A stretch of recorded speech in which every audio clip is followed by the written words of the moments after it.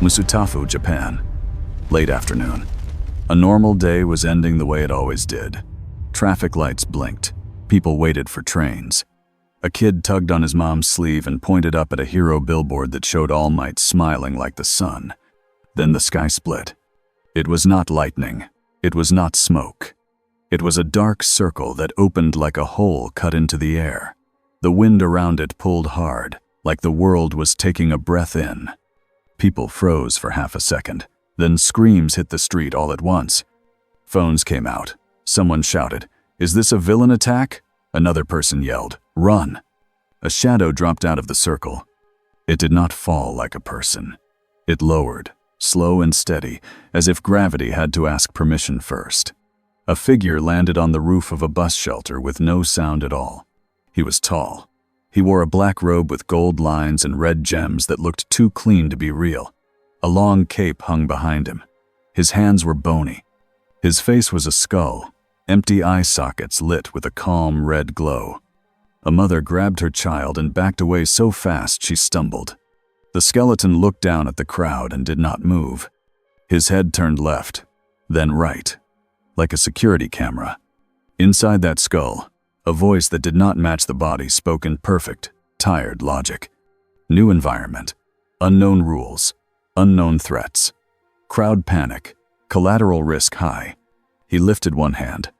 A few people screamed louder. Sure, this was the moment they would die. Instead, the air around the street changed. It felt heavier, like a blanket dropped over the block. The screaming did not stop, but it softened. It became muffled, like sound had to push through thick glass. Ainz, because that was the name that came to his mind, first watched their faces. Fear, confusion, anger. He knew these well. He lowered his hand again. The dark circle in the sky flickered, then shrank like an eye closing. It vanished. The wind stopped. The clouds went back to normal. For one quiet second, the street just stared. Then a new danger hit. From the next intersection, a delivery truck burst into view. Its front was crushed. The driver's door was gone. No one was steering. It bounced off a curb and aimed straight for a crowded crosswalk. A villain in a cheap mask stood on a rooftop, laughing and waving his arms. Something about his quirk had shoved the truck forward like a toy. People ran, but not fast enough. Ainz's red lights tilted toward the truck. The math was instant. He raised his hand again, two fingers slightly apart. A simple word left his mouth, quiet and cold. The truck stopped in midair. Not skidded, not slowed, stopped. 1 meter above the ground, frozen like a picture. Dust floated. A loose paper cup hung in the air beside it. People stared at the truck, then at the skeleton. Ainz stepped off the bus shelter. He did not jump. He drifted down as if the air itself carried him. His boots touched the street without a sound. The masked villain on the roof saw this and hesitated. He had wanted panic. He had not wanted this. The villain tried to shove the truck again. Nothing happened. Ainz's head lifted, and he looked straight at the rooftop. The villain's smile died. Ainz did not chase. He did not rush. He only lifted his hand, palm up, like he was holding an invisible folder. A ripple went through the air. A pale, curved wall appeared between the rooftop and the street, like a sheet of clear glass. The villain punched it. His fist bounced off. He hit it again and again. The wall did not even shake. Ainz turned away from him. To the civilians, that choice mattered more than any spell. It said, "You are not my target. You are the point." He walked toward the frozen truck, raised his hand, and slowly lowered it. The truck descended gently until its wheels touched the ground again, safe and still. A child began to cry again, not because of danger now, but because the fear was too big to hold inside. From above, a sharp wind cut across the street. Feathers flashed like knives in sunlight. Hawks landed on a rooftop at the edge of the block. Wings spread wide, eyes locked on the skeleton. More footsteps hit the street. A patrol of heroes arrived, and behind them, police. Somewhere farther back, a familiar tall figure with flames burning from his face and shoulders landed with a heavy thud. Endeavor. The crowd gasped in relief. Some pointed. Some shouted his name like it was a spell. Endeavor's eyes narrowed as he took in the scene. A frozen truck, a trapped villain pounding an invisible wall, and the skeleton standing in the center like he owned the street. Endeavor raised one flaming arm. "Unknown hostile," he barked. "State your name and your intent." Ainz looked at him. He saw a strong body, a strong voice, a leader who expected the world to obey. Hero? Military? Ruler? He chose the safest truth. "I am a traveler," Ainz said. His voice was deep and calm. It had no anger, no panic. It sounded like a man giving a report. Endeavor did not relax. "Traveler," he repeated, like the word was a lie. "You appear through a hole in the sky, wearing a costume like a villain, and you freeze a truck with a power I can't read." Hawks lifted one hand slightly, feathers ready but not firing. "Easy," Hawks said, voice light but eyes serious. "If he wanted the street dead, we'd be having a very different day." Ainz tilted his head toward Hawks, a man who smiled while preparing to kill. Interesting. Behind Endeavor, people filmed. The videos would spread in minutes. A monster, a hero, a weapon, a miracle. Ainz could almost hear paper being stamped in some office he had never seen. Incident report, unscheduled arrival. Public panic, unknown local authorities. Response, stabilize, avoid escalation. On a hidden screen, far away in a dark room, another man watched the live footage and laughed softly. All for One leaned forward, hands folded. "That," he said, voice smooth like oil, "is not a quirk." His grin widened. "And it has arrived in my world." The next morning, U.A. High school did not feel like a school. It felt like a fortress. In the main office, Nezu sat on a chair that was made for humans, but somehow still looked like it belonged to him. He watched the footage again and again. Every angle, every frame, every sound. Ainz's calm, Endeavor's tension, Hawks's restraint. The way the air had changed when the truck froze. Nezu's whiskers twitched. "This is not like a quirk," he said, gentle as always. "And that means our normal rules may not apply." Aizawa stood with his arms crossed, tired eyes sharp. "Our normal rules are the only thing stopping this society from breaking," he said. "If the rules don't apply to him, then he's a walking disaster." All Might stood near the back, shoulders slightly hunched in his thin form. He looked older here, without his smile on a billboard. Still, his eyes stayed kind. "He saved people," All Might said quietly, "before any hero arrived. That matters." Aizawa's eyes flicked toward him. "It matters," Aizawa agreed. "But it doesn't make him safe." In another building, the Hero Public Safety Commission held its own meeting. The room was clean. The faces were serious. The words were colder. A woman in a suit tapped the table. "We have a being with unknown abilities," she said. "Public morale is already shaken. We cannot let panic win." A man across from her replied, "So we capture him." Someone else said, "Or we recruit him." They argued in tight voices, like people deciding how to handle a storm. "Back at you, A." Nezu clicked to a paused frame on the screen. Ainz's skull stared forward, red light steady. "He speaks," Nezu said. "He understands language." He showed restraint. "Those are openings." Aizawa's scarf shifted as he leaned forward. "Or it's an act," he said. "Some villains play nice until they get what they want." All Might looked down for a moment. He remembered the day people first feared him too. A boy with too much power could look like a threat, even when he meant well. "We need contact," All Might said. "Real contact, not shouting across a street." Nezu nodded. "Agreed, but we do it carefully." They set the plan. Hawks would approach first, not with fire, not with threats, with words, with eyes that watched every movement. Police and heroes would be nearby, hidden, ready. U.A. would prepare a safe space, a controlled area, if the traveler agreed. And Aizawa would be there, because if this was a quirk, he could erase it. While heroes planned, Ainz moved. He did not sleep in an alley or hide under a bridge like a lost man. He searched for high ground and quiet corners. He watched the city from a distance, cloak still, staff held like a symbol. He watched people. They ran toward danger wearing bright costumes. They bowed to cameras. They smiled for children. Then they limped away with bruises and blood. They make themselves symbols, Ainz thought. Symbols can be useful. Symbols can also be broken. A group of kids walked past a store window pointing at hero toys. One kid said, "Endeavor is the strongest." Another kid shouted, "No, All Might is the strongest." Ainz did not understand why strength needed votes. Strength was strength. Still, he noted it. This world cared about the story of power, not just the power. That night, he found a small, abandoned building near the edge of the city. It was empty.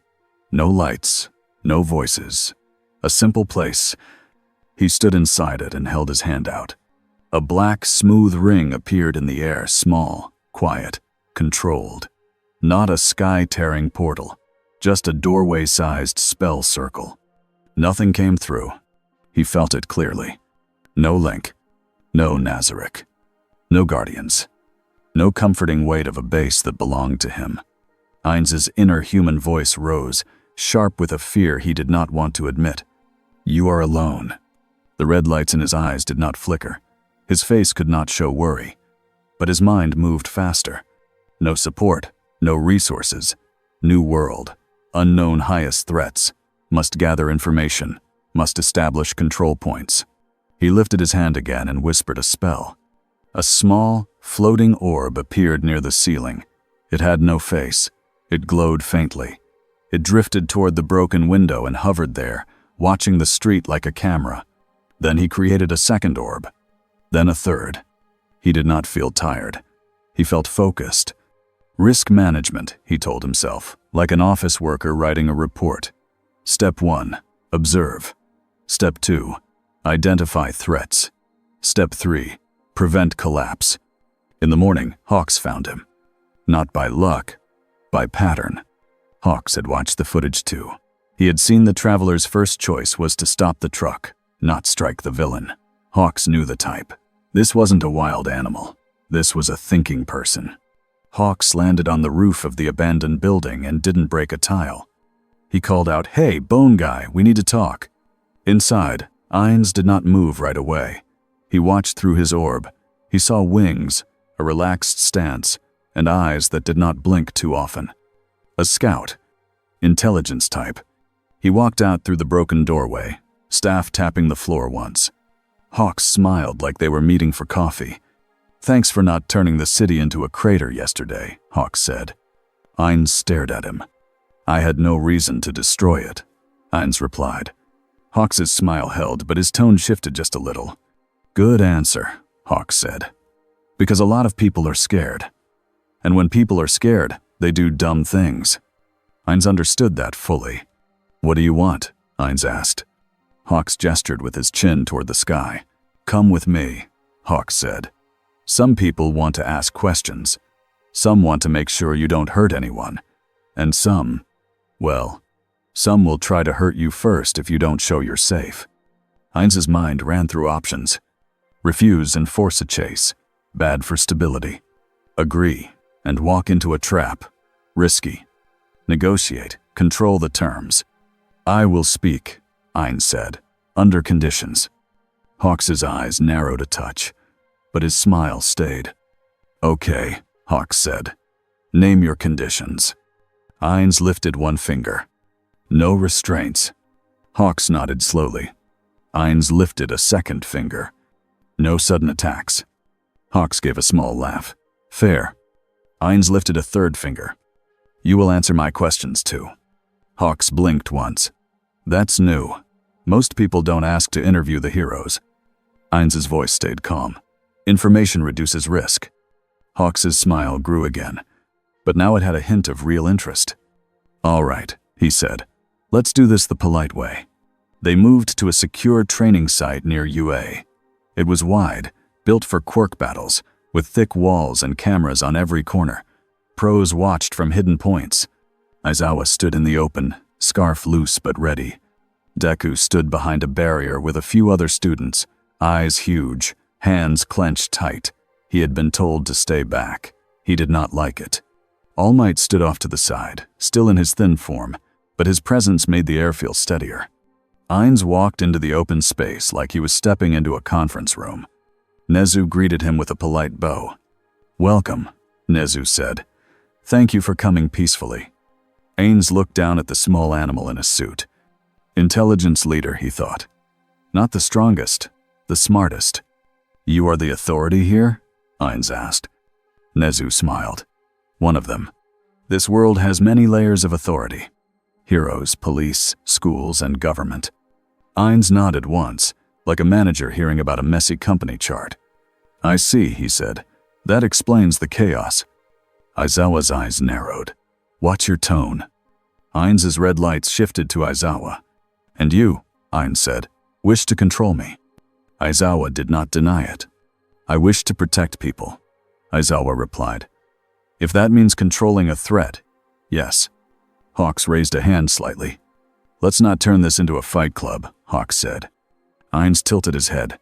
"Fight club?" he repeated, as if storing the phrase. Nezu clasped his hands. "We have a simple goal," Nezu said. "We want to know what you are capable of, and we want to know what you want." Ainz's answer was honest and still incomplete. "I want to understand this world," Ainz said. "I want to avoid unnecessary conflict, and I want to ensure my own safety." Aizawa's voice was flat. "So you're selfish." Ainz looked at him. "In your world, self-preservation is immoral?" Ainz asked. Deku flinched at the cold logic, but he also felt something else. It sounded like a person who did not know how normal people talked. All Might stepped forward half a step. "Wanting to be safe is human," All Might said. "But heroes also choose to protect others. That's why people trust us." Ainz stared at All Might's thin form. He did not recognize the symbol of peace as he was shown on posters, but he felt something in the man's voice. A weight. Ainz's inner human voice whispered, "He means it." Nezu spoke again. "We also need to understand your power," Nezu said. "In our society, most abilities come from quirks. They have patterns, limits, biology." Ainz lifted his staff slightly. "My abilities do not come from your quirks," Ainz said. "They are magic." The word landed like a stone in water. Some heroes shifted. Some cameras zoomed. A few students behind the barrier whispered. "Magic?" Deku mouthed silently. Aizawa's eyes locked on Ainz's face. "Prove it," Aizawa said. Ainz's red lights stayed steady. "You want me to perform," Ainz said, "like an employee on a trial period." Hawks coughed like he was hiding a laugh. Nezu's smile turned a little awkward. "In a way, yes." Ainz's inner voice groaned. "New job, new boss, same nonsense." Ainz lifted his hand. A small, harmless orb of light appeared. It hovered over his palm, like a tiny moon. Then it split into 5 orbs. They rotated around his hand in a neat circle. No heat, no smoke, no sound. Just control. Aizawa watched carefully, then activated his quirk. His eyes turned sharp, focused. Nothing changed. The orbs kept spinning. Ainz watched Aizawa's stare and understood the attempt. "You tried to nullify me," Ainz said calmly. Aizawa's jaw tightened. "And it didn't work." The air in the training area felt colder, even without a temperature change. This was the first real proof that their best stop button might not apply. Nezu's tone stayed gentle, but his mind was racing. "This is important," Nezu said. "If your power does not follow our system, we must be very careful." Ainz nodded. "Agreed," Ainz said. "That is why I am careful." Deku stepped forward without thinking, hands raised slightly, voice shaky but honest. "Can I ask something?" Deku blurted. Aizawa shot him a glare. "Midoriya." Nezu lifted a paw. "It's fine, go on." Deku swallowed. "You saved those people," Deku said. "You didn't have to. So, why did you?" Ainz looked at him. A child. Weak, but brave enough to speak. Ainz's answer was simple. "Because letting them die would have created disorder," Ainz said. Deku's face fell a little, confused. All Might's eyes softened. He understood what that meant. This traveler might not save people out of love, but he did save them, and that was a start. Nezu nodded slowly. Then perhaps we can work with that, Nezu said. Ainz lifted his staff slightly, like marking a point in the air. I will not be controlled, Ainz said, but I can cooperate. If your world has rules, I will learn them. Aizawa's voice was low. And if you break them? Ainz's gaze did not flinch. Then you will respond, Ainz said. And I will respond. It was not a threat. It was a fact. That was the uneasy beginning. They did not call him a hero. Not yet. They did not call him a villain. Not yet. They called him a problem they had to live with. And far away, in the dark, All for One watched the meeting through stolen feeds and smiled wider. He did not see a monster. He saw a prize. 2 days later, the trap was set. Tomura Shigaraki sat in a dim room, fingers twitching, eyes half-lidded with a hungry boredom. Around him, the League moved like restless shadows. Kurogiri stood near the wall, mist curling from his collar, voice calm. All for One has given guidance, Kurogiri said. We will not engage the traveler directly. Shigaraki scratched his neck hard, skin turning red. So we poke the city, he muttered. We make heroes run around. We make people scream, and we see what the skeleton does. Dabi leaned against a table, blue flames flickering between his fingers. If he's a fake, Dabi said, bored, he dies. Toga giggled, swinging her legs. If he's real, that's more fun. Shigaraki's grin widened, teeth showing. Yeah, he said. Let's make it fun. They chose a place where hero society lived in public. A busy train station in Musutafu, packed with workers, students, and families. Cameras everywhere. Heroes nearby, but not ready for war. The League struck fast. Kurogiri opened a dark warp gate, and villains poured out like a spill of ink. Smoke bombs hit the floor. People screamed and ran.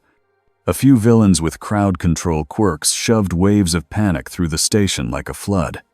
Shigaraki walked straight toward the center. Hands low, eyes bright.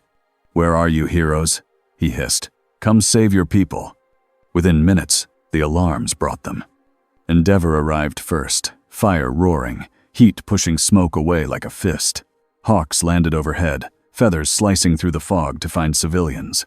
Aizawa slipped in low, scarf ready. Deku rushed behind with other students under strict orders to support evacuation, not fight.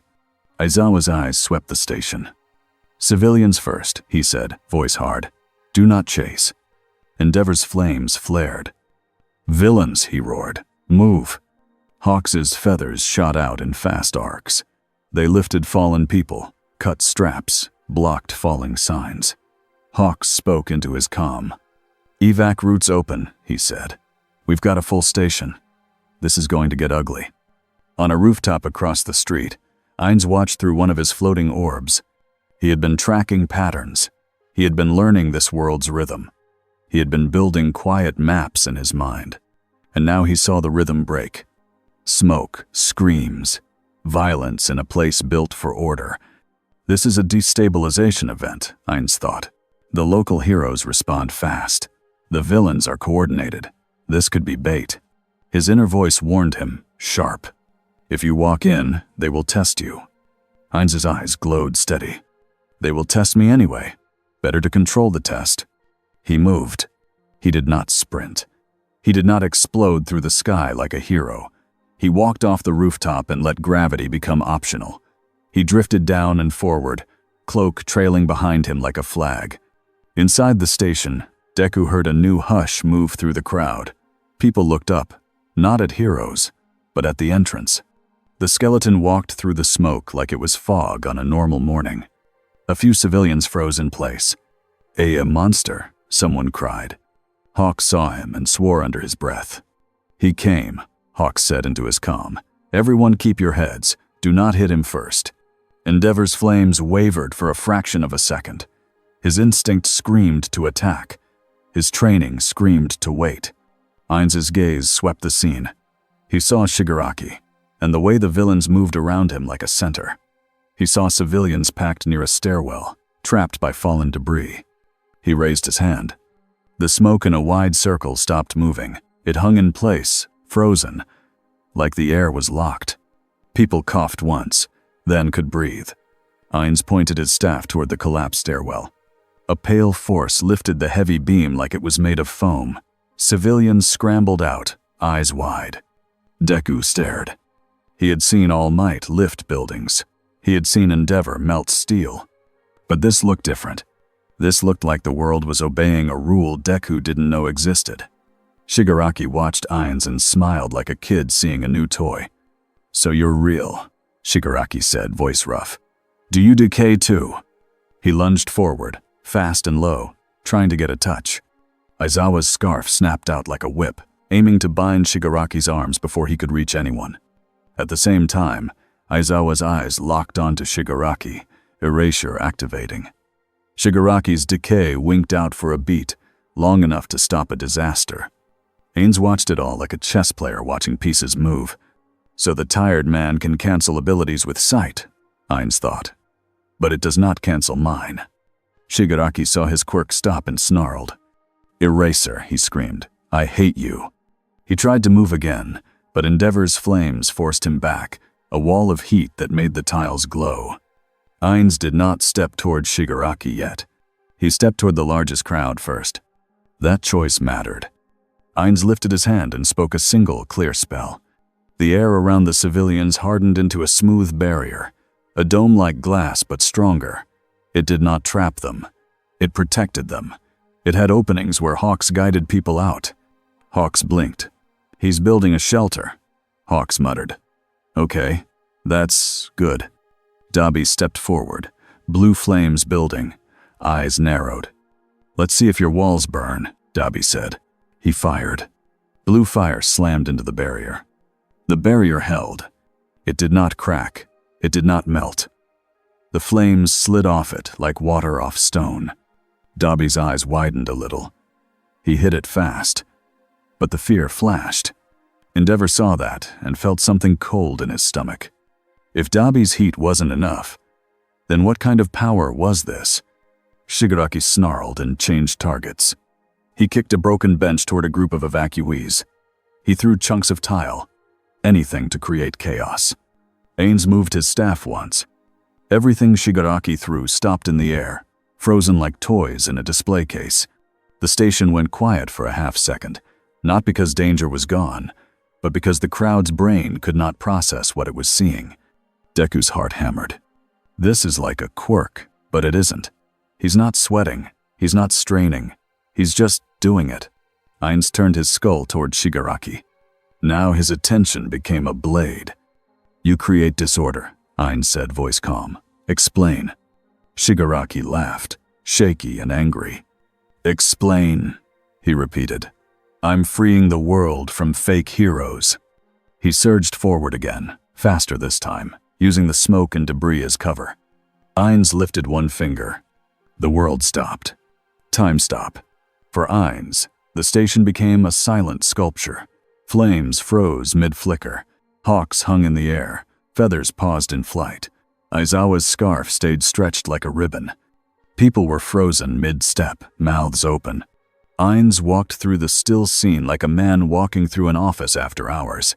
He approached Shigaraki, who was frozen with one hand reaching out, face twisted in rage. Ainz's inner voice spoke, urgent. "If you kill him now, you will become the enemy of this world. If you spare him, he remains a threat."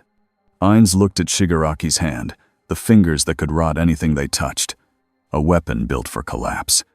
Ainz did not cast an instant death spell. He did not end it. He did something that fit his goal. Control.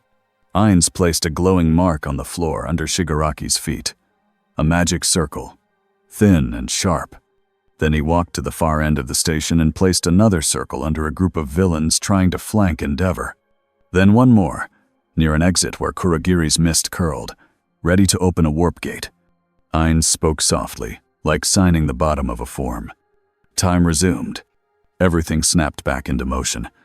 Shigaraki lunged and slammed into an invisible force that locked him in place, like chains made of air. The magic circle under his feet lit up, holding him down. "What?" Shigaraki shouted, struggling. Dabi tried to move to help. He froze too, caught by another circle. 2 other villains fell the same way, pinned like insects under glass. Kurogiri's mist rolled back, sensing danger. Hawks's feathers shot toward Kurogiri, trying to slice the mist and disrupt the gate. Endeavor blasted fire toward the villains Ainz had trapped, not to kill, but to keep them from moving if the trap broke. Aizawa stared at Ainz, eyes wide in a way he would never admit later. "He stopped time," Aizawa whispered. Deku heard it and felt his stomach drop. Stopped time. That wasn't a quirk. That wasn't anything in their world. Shigaraki snarled and thrashed in the trap. "You think you can hold me?" he screamed. "I'll rot your stupid magic." Ainz watched him calmly. "You cannot," Ainz said. Shigaraki's fingers scraped the floor. Decay tried to spread. Nothing happened, because Aizawa was still staring at him. Shigaraki's face twisted with hate. "Erase head," he screamed. "Look away." Aizawa did not. He held the line, eyes burning with effort, tears starting at the corners from strain. That was the real teamwork in that moment. Not power matching power. Aizawa kept the monster's hand from ending the station, while a skeleton king locked the battlefield down with rules Shigaraki couldn't break. But villains were not dumb. Not when someone like All for One had shaped them. Kurogiri did not rush the trapped ones. He did something else. He opened a warp gate far behind the heroes, near a support column. A second gate opened above it. A huge metal beam dropped out of the air, stolen from somewhere else, falling straight toward a cluster of fleeing civilians. It was not meant to kill heroes. It was meant to force a choice. Deku saw it first. His body moved before his mind finished the thought. He launched forward, one for all, rushing through his legs. He jumped up, arms out, ready to catch it even if it shattered his bones. All Might's heart clenched watching him. Hawks's feathers shot to slow the beam, but it was too heavy. Endeavor turned, fire flaring, but he was too far. Ainz saw it and understood the tactic. They force me to reveal more. They want to measure my priorities. Ainz lifted his staff. He spoke one word. The beam stopped in the air, frozen inches above Deku's head. Deku hung there, arms out, eyes wide, looking up at a piece of metal that should have crushed him. Slowly, gently, the beam lowered away from him and drifted to the side, set down like a chair being placed neatly in a room. Deku landed, breathing hard. He looked at Ainz. Ainz looked back. For a moment, the noise of the battle faded from Deku's mind. He saw something simple. The skeleton could have let him break himself saving people. But he didn't. Shigaraki saw the rescue and screamed in frustration. "Stop saving them," he shouted. "Stop playing hero." Ainz's voice stayed even. "I am not playing," Ainz said. Behind his calm words, his mind made another cold note. Villains use civilians as tools. This world is vulnerable to hostage tactics. Heroes will always be dragged by morality. That is both noble and exploitable. Kurogiri's mist thickened, curling toward the trapped villains. Aizawa tried to track Kurogiri too, but his eyes couldn't erase 2 targets at once. He had to keep Shigaraki shut down. Kurogiri used that gap. A warp gate opened under Dabi's feet and pulled him away. Another opened under 2 trapped villains and snapped them out like fish being yanked from water. Ainz's magic circles flared, trying to hold. For a split second, they resisted. Then the mist swallowed the villains and tore them out of the station anyway, because Kurogiri wasn't breaking the circle with strength. He was moving the space under it. Ainz watched, impressed despite himself. Spatial displacement. Not true teleportation, but effective. Only Shigaraki remained trapped, because Aizawa was still erasing him, and because Shigaraki was the bait they wanted to leave behind, or the trophy they wanted to steal later. Shigaraki's eyes darted. He realized what was happening. "They're leaving me," he screamed. Kurogiri's voice came from the mist, calm and loyal. "Retreat is necessary," Kurogiri said. "All for One's will." Ainz stepped toward Shigaraki. Endeavor moved too, flames roaring, ready to finish it. Aizawa snapped. "Don't kill him." His voice cracked with strain. "We need answers." Endeavor growled, torn between fury and duty. Shigaraki laughed suddenly, wild and breathless. "You heroes can't even decide," he spat. "You're slow, you're weak." Ainz looked down at him. In another world, Ainz would have ended him. Clean, simple, no loose ends. Here, he felt the weight of watching eyes, cameras, people, the shape of this society.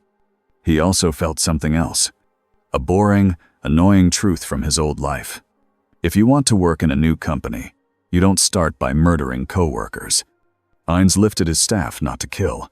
He spoke a spell that wrapped Shigaraki in a tight, glowing bind around his arms and torso, like magical tape.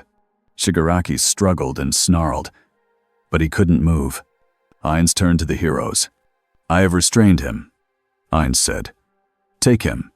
Your law can process him." Endeavor stared, shocked that the skeleton used the word law. Hawks let out a breath he didn't realize he was holding. Deku's eyes widened, hope flickering despite fear. Aizawa swallowed hard, eyes still locked on Shigaraki. "Why?" Aizawa asked, voice tight. "Why not kill him? That would be easier for someone like you." Ainz paused. His red light softened by a fraction, if such a thing was possible. "Because," Ainz said, "you would become my enemies." It was honest, cold, and also, in its own way, respectful. Nezu's voice came through the comm in Aizawa's ear, soft but urgent. "Bring the prisoner in," Nezu said, "and keep eyes on our traveler." Outside the station, sirens wailed. People cried. People cheered. People filmed. The story had already escaped into the city. A monster had walked into a crisis, and instead of making it worse, he had made it survivable. But that did not make the fear go away. It made the fear sharper, because now everyone knew one clear truth. If he could stop time in a train station, then what else could he do to a whole city? And in the dark, All for One watched the retreat and the capture and the restraint. He did not frown at Shigaraki being taken. He smiled. "Good," All for One murmured. "You are careful." His fingers tapped the arm of his chair, like a man approving a new piece on the board. A careful king is the most interesting kind to steal. On every screen in Musutafu, the same 3 clips played on repeat. A truck hanging in the air like it forgot how to fall. A train station filled with smoke, then suddenly cleared. And a tall skeleton in black and gold robes, standing still while heroes and villains moved around him like waves around a rock. The news anchors called him different names every hour. Unknown villain, unknown hero, foreign terrorist, miracle rescuer. People argued in living rooms, in offices, and on trains. Some were sure he was a government weapon. Some said he was a demon. Some said it was all a prank with special effects. But the ones who had been inside that station did not argue. They just remembered the moment time felt like it stopped, and their lungs finally found air again. At UA, the staff room felt heavier than usual. Nezu sat in his chair with a stack of printed reports. The top one had a big, bold title. Anomaly Event, Skeleton Sorcerer. Aizawa stood near the wall, arms crossed. His eyes looked tired in a deeper way than normal, like he had stared into something that didn't blink back. All Might stood with his hands folded. He did not smile. Not now. Hawks leaned against a table, wings tucked in, his calm face hiding how closely he was listening. Endeavor wasn't there. That alone said a lot. The top hero did not like meetings where he had to sit and wait. Nezu spoke first, voice soft but steady. "We have a new problem," he said. "And we also have a new reality." Aizawa's gaze lifted. "Say it." Nezu tapped the screen. The frame froze on the station moment where the air changed and sound seemed to dull. "His ability does not behave like a quirk," Nezu said, "and a razor did not affect him." Hawks whistled low. "Yeah, about that. Everyone asked me the same question last night." Aizawa didn't look away. "What question?" Hawks shrugged. How do you stop him if he decides he's done being polite? Silence. Deku wasn't in the room, but he was on the minds of everyone there. The students were already talking.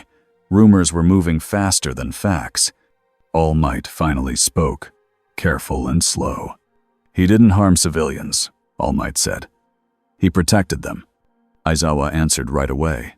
Protecting people does not prove he is safe, Aizawa said. It proves he can choose. Nezu nodded. Both things are true. He chose to help, and he has the power to do something else. Hawks raised a hand. He also chose to hand Shigaraki over. Aizawa's eyes tightened. That doesn't make sense. Nezu's ears perked. Explain. Hawks looked from face to face. Shigaraki is a big name. The League doesn't like losing their big name. But the Traveler didn't kill him. He restrained him and gave him to the law. All Might's brow furrowed. That suggests he understands consequences. Aizawa's tone stayed flat. Or he's building a public image. Nezu's smile became small and thoughtful, and that is exactly why politics will matter now. As if the universe wanted to prove Nezu right, the door opened, and a staff member stepped in with a sealed envelope and a tense expression. This just arrived, the staff member said, from the Hero Public Safety Commission. Aizawa took it first. He didn't open it. He didn't need to. He could feel what it was in his bones. Nezu read it anyway, because Nezu always read everything. His eyes moved across the paper. Then he sighed. They are requesting full cooperation, Nezu said. Hawks gave a dry laugh. They always request, then they demand. All Might's fists tightened. What do they want? Nezu looked up.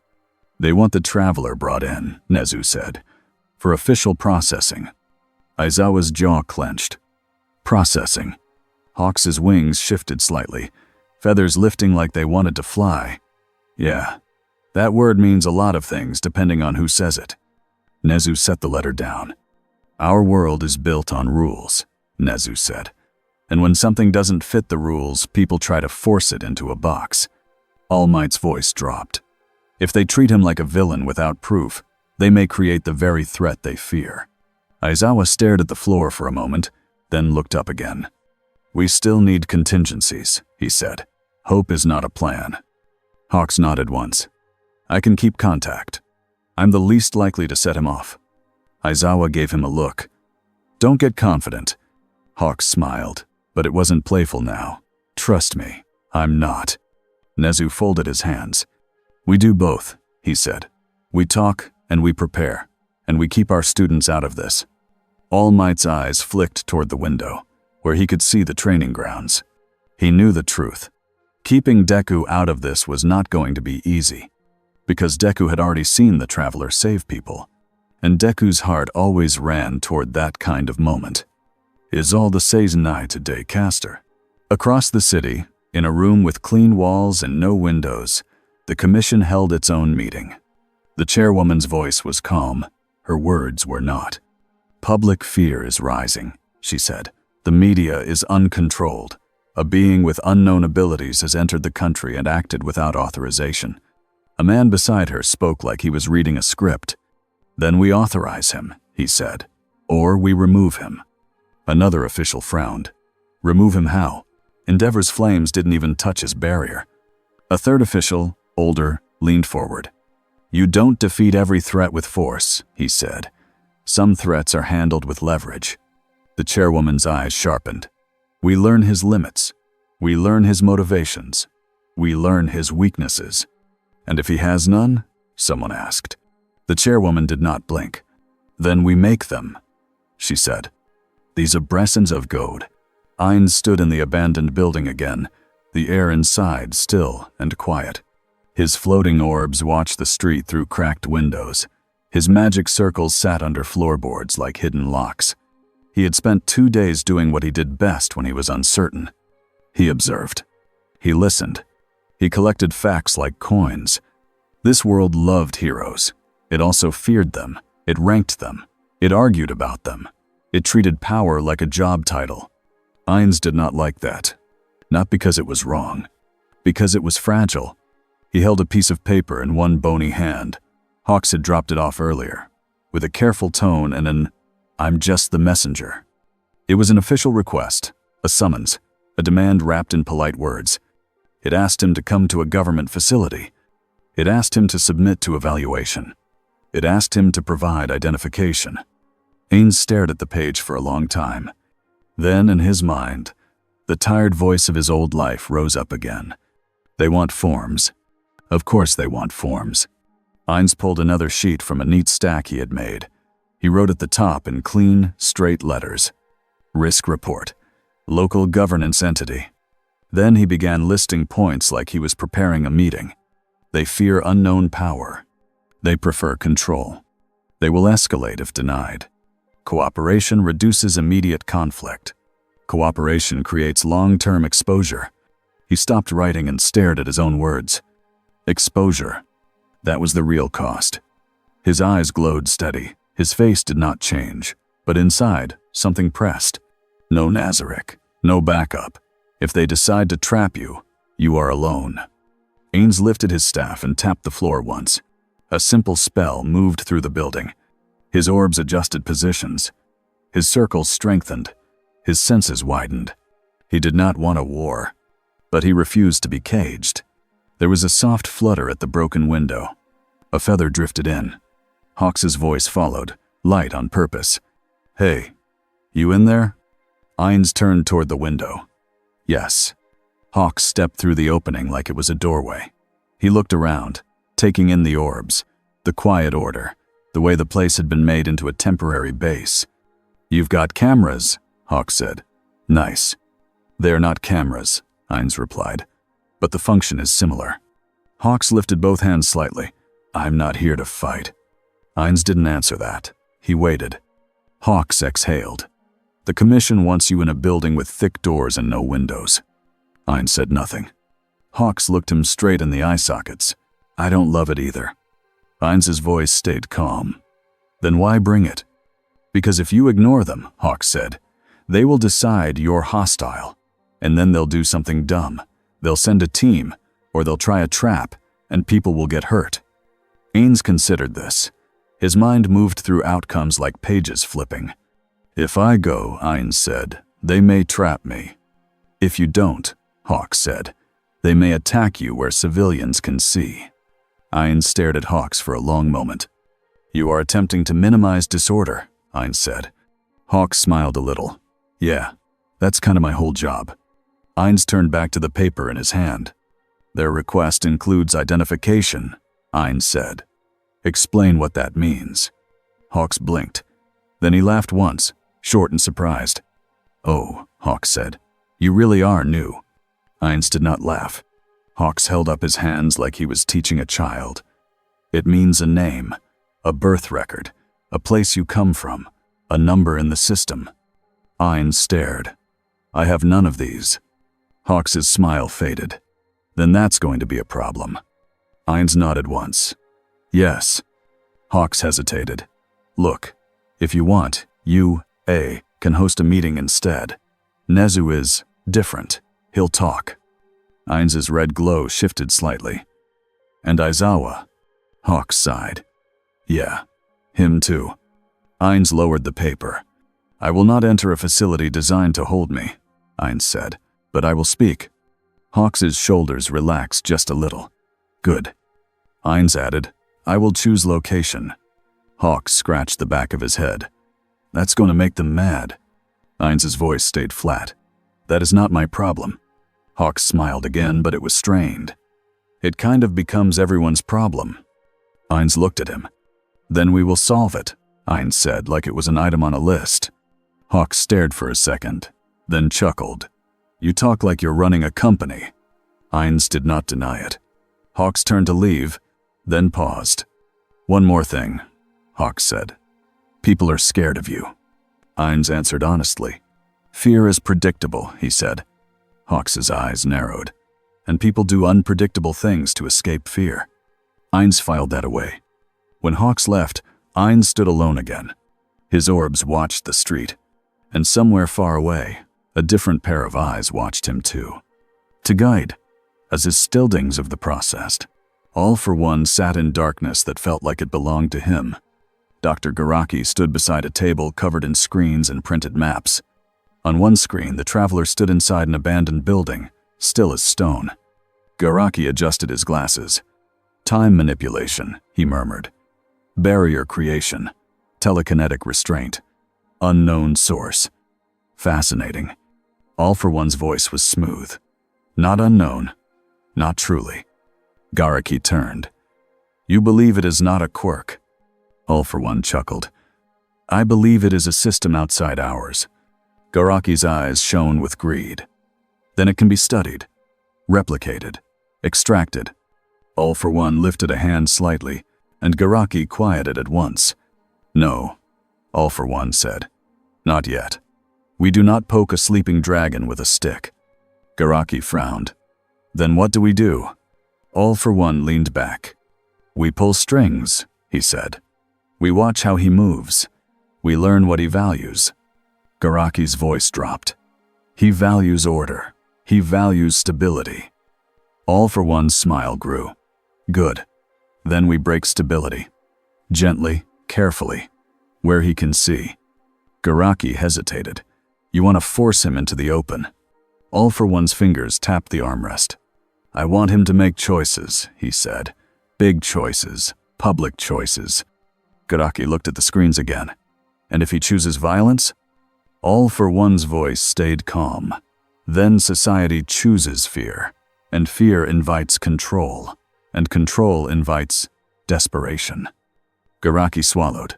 And desperation creates villains. All for One smiled wider.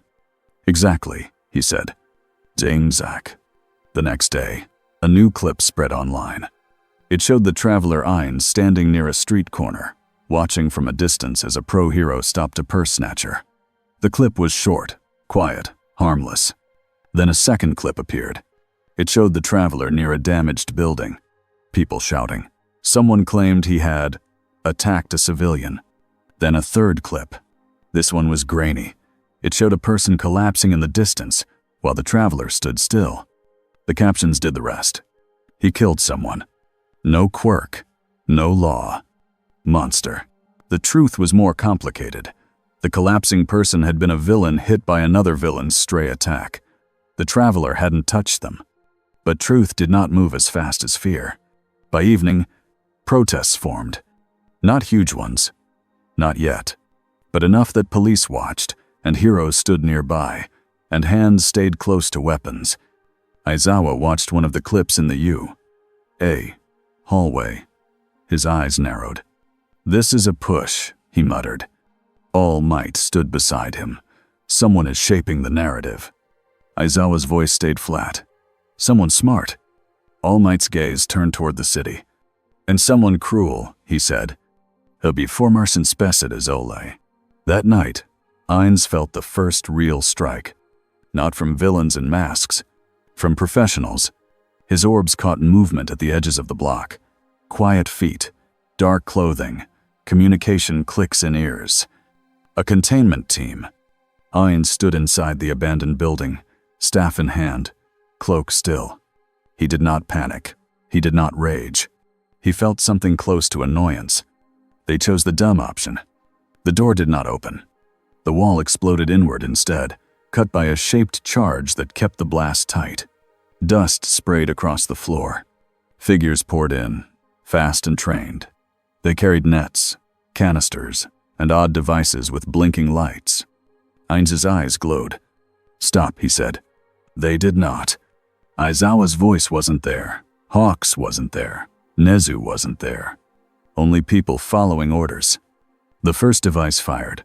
A humming field snapped toward Ainz like a cage made of electricity. It hit him. And nothing happened. The field crackled around him like it was trying to grab smoke. The team hesitated for half a second. That half second was all the proof Ainz needed. They had not tested properly. They had guessed. Ainz lifted his hand. A wave of force knocked every intruder off their feet at once. Not a blast meant to shatter bones. A clean shove that threw them into walls and scattered their tools across the floor. One agent tried to stand. Ainz pointed. and a magic bind wrapped the agent's arms like tight, glowing rope. Another agent threw a gas canister. The gas hissed, thick and gray. Ainz waved his staff once. The gas stopped spreading, frozen in a single cloud like a captured storm. The team stared. Ainz stepped forward, slow. "You entered my space," he said, without negotiation. An agent on the floor raised a weapon again, shaking. Ainz's inner voice whispered, cold and clear. "If you kill them, the world hardens against you. If you spare them, they will return." Ainz chose control. He lifted his hand, and every intruder's body went stiff. Not dead, not harmed, just locked. Paralysis. Ainz walked through them like a manager walking through a broken office after a disaster. He reached the lead agent, who was still able to move their eyes. Ainz leaned down slightly. "Tell your superiors," Ainz said, "that I refuse confinement." He straightened. "And tell them," he added, "that their tactics endanger civilians." He turned his head slightly, toward the window. Outside, sirens wailed. Neighbors had heard the blast. Lights flicked on. People gathered. This was exactly what Hawks had warned about. Ainz looked back at the frozen agents. "You wish to make me a threat," he said, voice calm. "You are succeeding." He raised his staff and spoke a spell. A bright mark appeared on the floor, like a stamp. Then the air bent. Ainz vanished. Not in a flash, not in a burst. Just gone. The agents lay there, paralyzed. And now the city had a new fear to spread. He could be anywhere. And he had just been attacked by the people who claimed to keep order. Doc. He reappeared on a rooftop across town, far from civilians, far from cameras. The moon sat low.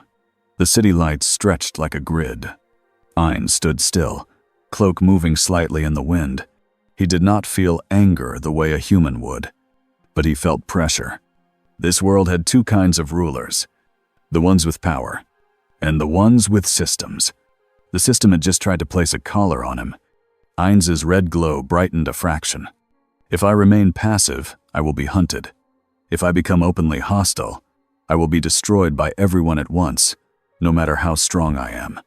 His inner voice, the last piece of his old self, spoke with quiet honesty. "So you need a goal, something that gives meaning, something that reduces chaos." Ainz looked down at the city. "Information," he said softly. He would not fight hero society.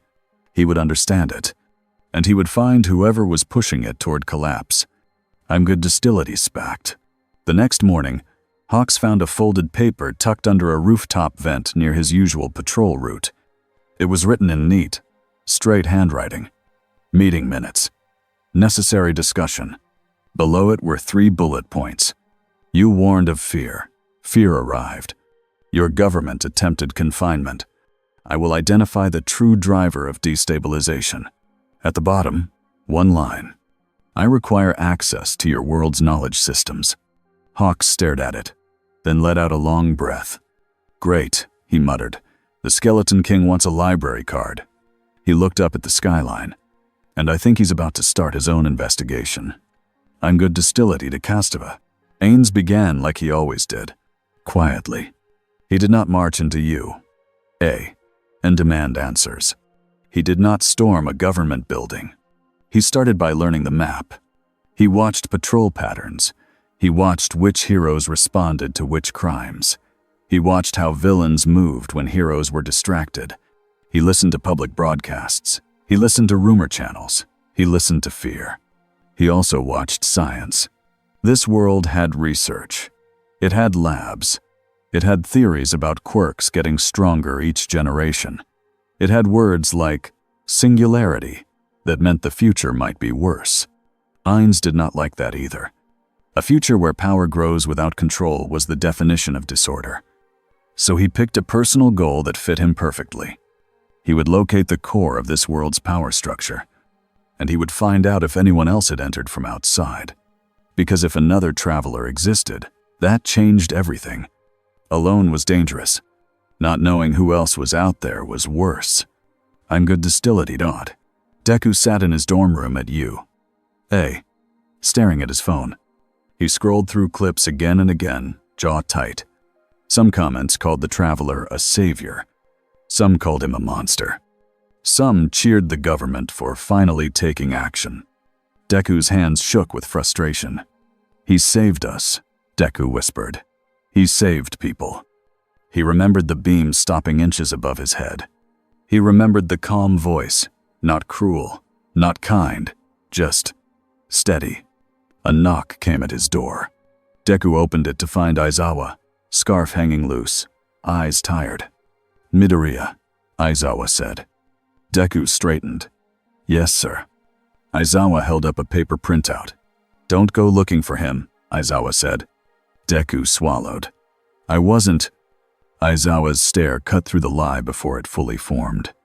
"You were thinking about it," Aizawa said. "I can see it on your face." Deku looked down. Aizawa's voice softened by a tiny amount, which for him was a lot. "This is bigger than you," Aizawa said. "Bigger than me. Bigger than you. Deku looked up. "Then why does it feel like everyone is trying to make it worse?" Aizawa's mouth tightened. "Because fear makes people choose control," he said. "And control makes people do stupid things." Deku blinked. "Even heroes?" Aizawa didn't answer right away. Then he said, "Especially heroes." He turned to leave, then paused. "If you want to help," Aizawa said, "train. Be ready. And listen." Deku nodded, but his eyes stayed worried. Because listening was hard when the city was yelling. Instead of the grass abilities, Hawks met Ainz on a quiet rooftop near an old broadcast tower. There were no crowds, no cameras, at least not public ones. Hawks had picked the spot carefully. Ainz arrived without a sound, appearing at the rooftop's edge as if he had always been there. Hawks tried not to show how tense that made him. "Okay," Hawks said. "You want access to knowledge systems. What does that mean in skeleton language?" Ainz's voice stayed calm. "Information archives, criminal databases, research data, records of unusual events." Hawks stared. "You want the whole internet?" Ainz tilted his head. "Yes." Hawks laughed once, short and stressed. "No." Ainz did not react. Hawks pointed a finger at him. "Listen, I can't just hand you classified files because you wrote a memo." Ainz replied, "Then you will be inefficient." Hawks stared, then rubbed his forehead. "You're really doing the office worker thing," Hawks muttered. Ainz did not deny it. "It is logical." Hawks exhaled. "Fine, I can get you some public stuff. And I can answer questions. But I need something too." Ainz's red glow fixed on him. "State it." Hawks held his gaze. "Don't kill people," Hawks said, "no matter what they do." Ainz stared at him for a long moment. Then he said, "That is an unrealistic request." Hawks's wings lifted slightly. "Then we're done." Ainz raised one bony hand, palm out. "I said it is unrealistic," Ainz said. "I did not say I will refuse." Hawks blinked. Ainz continued, voice even. "I will avoid lethal force whenever possible," Ainz said. "But if an extinction-level threat appears, I will act." Hawks's mouth tightened. "That's still scary." Ainz replied, "Correct." Hawks sighed. "Okay, great, super comforting." Ainz looked at the city below. "The people who attempted confinement," Ainz said, "did not act like heroes." Hawks's voice dropped. "They're not heroes." Ainz's head turned. "Then who commands them?" Hawks hesitated. "A commission. A government branch. They think they're protecting society." Ainz nodded slowly. "They are protecting the system," Ainz said. "Not the people." Hawks didn't disagree. Ainz held out his hand. A small glowing page appeared in the air, floating. On it were neat bullet points again. Hawks leaned in and read. Questions. Highest security villain containment locations. Known quirk research labs connected to illegal activity. Records of impossible events not explained by quirks. Existence of quirk-related teleportation specialists. Hawks stared at the list. "You're building a case," Hawks said. Ainz answered, "Yes." Hawks looked at him. "Against who?" Ainz's voice stayed calm. "Against destabilization," he said, "and against whoever benefits from it." Hawks swallowed. Because Hawks had been asking the same thing in his own way for years. Now a skeleton was asking it out loud. As busy was passed together. Ainz's investigation led him to a pattern. Certain rumors were not random. Certain crimes were not for money. They were tests. And the biggest tests always had one signature. Nomu. Creatures that did not move like normal people. That did not feel pain. That acted like tools. Ainz saw one from a distance during a late-night incident. It was big, stitched, and obedient. He did not engage. He watched. He felt the wrongness in it. This was not a normal soldier. It was made. Someone here builds monsters, Ainz thought. And a builder could be more dangerous than a monster. So he traced the builder. Not by hacking. Not by breaking into police files. By following movement. Nomu appeared near certain routes, near certain warehouses, near certain dead zones of surveillance. Ainz moved at night, quiet, unseen. He found a facility on the city's edge that looked boring on the outside. A plain building. A locked gate. A sign with a fake company name. But magic did not care about signs. Ainz stood in the shadows and placed a hand on the air. He felt it. Layers. Locks. Alarms. People inside. Not many. But enough. He whispered a spell, and his senses slid through walls like water through cracks. He saw metal corridors. He saw equipment. He saw tanks. And inside the tanks, bodies. His inner human voice rose in a way it hadn't in days. That's wrong. Ainz did not have a warm heart. But he understood one clear rule. A system built on people being treated like objects eventually collapses. He stepped closer. Then stopped. Because he sensed something else. A presence. Not magic. Something like a door opening somewhere far away. Space bending. A warp. Kurogiri. Ainz did not smile. But if he could, it would have been thin. So the League is involved. Or something above them is. He lifted his staff. He did not rush inside. First, he did what he always did. He wrote a plan. In his mind, it was another memo. Objectives. Identify facility function. Confirm chain of control. Acquire evidence of leadership. Reduce civilian harm. Avoid public incident. He paused at the third point. Leadership. He wasn't hunting Shigaraki anymore. He was hunting the hand above Shigaraki. Incestin is Rasagil dat Tuai. Aizawa and Hawks were already discoverably close behind him. Not because Ainz was sloppy. Because Hawks had made the mistake of telling Nezu more than he meant to. Nezu had listened, said nothing, and quietly set his own board. Aizawa's job was simple. If Ainz was about to cross a line, Aizawa would be there to pull him back. Hawks flew low, not too close. Aizawa moved on foot, quiet, scarf tucked in. They watched the plane building from a rooftop across the road. Hawks spoke into a tiny mic. "He's here," Hawks said softly. Aizawa's eyes were sharp. "Why here?" Hawks's voice dropped. "Because I found the same pattern. Nomu logistics. This place fits." Aizawa stared. "So he's doing our work." Hawks let out a breath. "Yeah, and he's doing it faster." Aizawa didn't like that, but he respected it. Then Ainz moved. He vanished from the shadows and appeared at the gate like a glitch in reality. Aizawa's eyes widened slightly. "He teleported," Aizawa muttered. Hawks swallowed. "Yep." The gate lock clicked open without any tool touching it. It just decided to open. Ainz walked in. Hawks tensed. "We go?" Aizawa's voice was low. "We follow." They moved, but careful.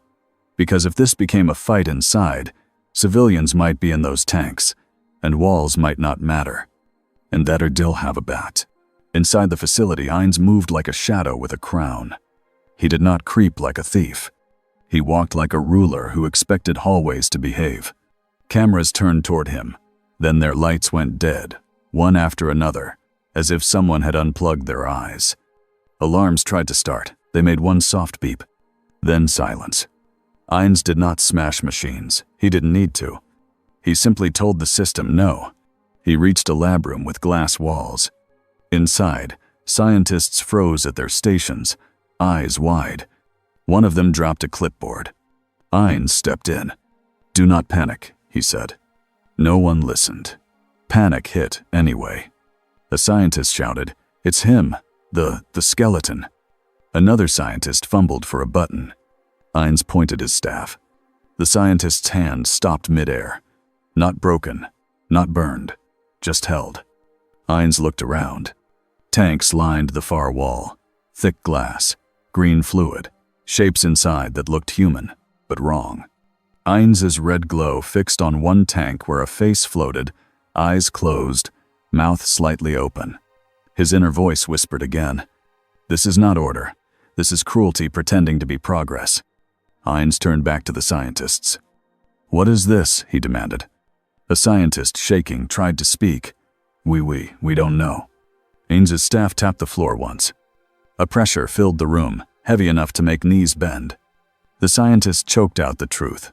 "Nomu. We build Nomu." Ainz's glow did not change, but something colder entered his voice. "Who commands you?" The scientist's eyes darted. "We can't." Ainz raised his hand slightly. The room's pressure increased just enough to make their bones feel it. "I will repeat," Ainz said. "Who commands you?" A new voice came from the doorway behind him. "Hey." Ainz turned. Hawks stood there, wings half spread, eyes serious. Behind Hawks, Aizawa stepped into view, scarf ready. The scientists looked like they had seen a second monster. Ainz stared at Hawks. "You followed." Hawks's mouth tightened. "You broke into a secret lab." "Yeah, we followed." Aizawa's eyes locked on Ainz's skull. "This is illegal," Aizawa said. Ainz replied without hesitation. "This is immoral," Ainz said, and nodded toward the tanks. Aizawa's expression flickered. For a split second, even he looked shaken. Because he knew Nomu. He had seen them, and he hated what they meant. Hawks glanced at the tanks, jaw tight. "We need proof. We need names. We need reminders to breathe." Ainz looked at him. "Then we share objective." Aizawa's eyes narrowed. "We don't share methods." Ainz's voice stayed calm. "Your methods are slow." Aizawa's scarf twitched. "Your methods end in bodies." Ainz did not deny the possibility. Before the argument could grow, the facility lights went out. Not because Ainz did it, because someone else did. A deep thud rolled through the building. Then another. Heavy footsteps. From the hall beyond the glass wall, a Nomu lumbered into view, bigger than the one Ainz had watched before. Its skin was stitched. Its muscles were swollen. Its mouth opened in a wet, animal snarl. Behind it, Kurogiri's mist rolled in like ink. "Good evening," Kurogiri said calmly, voice polite like a butler. Hawks swore under his breath. "Of course." Aizawa stepped forward, eyes hard. "Kurogiri." Kurogiri's head tilted. Eraser head. Then Kurogiri's gaze shifted to Ainz. "And you," he said. "Our master has taken interest." Ainz's red glow sharpened. "Your master," Ainz repeated. Kurogiri did not answer the name. He didn't need to. The Nomu charged. It did not care about threats. It did not feel fear. It crashed through the glass wall like it was paper. Scientists screamed and scattered. Hawks's feathers shot out to shield them, pushing bodies behind tables, cutting falling glass out of the air. Aizawa's eyes locked onto the Nomu. Erasure activated. The Nomu did not stop moving, but its sudden burst of speed faded. Its muscles no longer jumped with extra force. Whatever quirk boosts it had, they dulled. It still weighed a ton. It still had raw strength. It swung a huge fist toward Aizawa. Aizawa leapt back, scarf snapping out to wrap the Nomu's arm. He used momentum, not strength, to redirect the swing away from the fleeing scientists. Ainz watched, calculating. Competent, he fights like a man who expects to be outmatched and survives anyway. Ainz raised his hand. A circle appeared under the Nomu's feet. It lit up. The Nomu's legs locked. It roared and strained. The floor cracked. The circle held. Ainz's voice stayed calm. "Stop." The Nomu did not. It tore at invisible restraints, muscles swelling, brute force trying to win. Ainz didn't flinch. You are a tool. Kurogiri's mist thickened near the door. Do not destroy the facility, Kurogiri said, almost gently. We still require it. Hawks looked at him like he wanted to punch a cloud. You're kidding. Kurogiri opened a warp gate behind Hawks. A second gate opened near a wall of tanks. A huge slab of metal slid out of nowhere, aimed to smash the tanks and flood the room. A threat designed to force heroes to choose. Hawks reacted instantly, feathers snapping out to slow the slab. Aizawa kept eyes on the Nomu, because if he blinked, the quirk boosts might surge again. Ainz saw the slab and made a decision. He lifted his staff and spoke a short spell. The slab stopped in the air, frozen. Then, slowly, it drifted down, placed flat on the floor like a lid. The tanks remained intact. Hawks shot Ainz a look that said, "Okay, thanks." Ainz didn't return the look. His focus stayed on Kurogiri. "Space manipulation," Ainz said aloud. "Your warp disrupts containment." Kurogiri's tone stayed polite. "You learn quickly." Ainz raised his hand again. A new circle appeared under Kurogiri's mist. It flared, and Kurogiri's warp gate sputtered. For a second, the mist shuddered like it hit a wall it didn't understand. Kurogiri's head tilted again. Interesting. Hawks's feathers whipped toward Kurogiri, trying to cut the collar device that anchored the mist. But Kurogiri shifted, gate flickering, and the feathers sliced only air. Aizawa's voice snapped. "Hawks, civilians out." Hawks nodded, wings spreading wider. He started pulling scientists toward an exit, using feathers like hands. Ainz stepped closer to Kurogiri.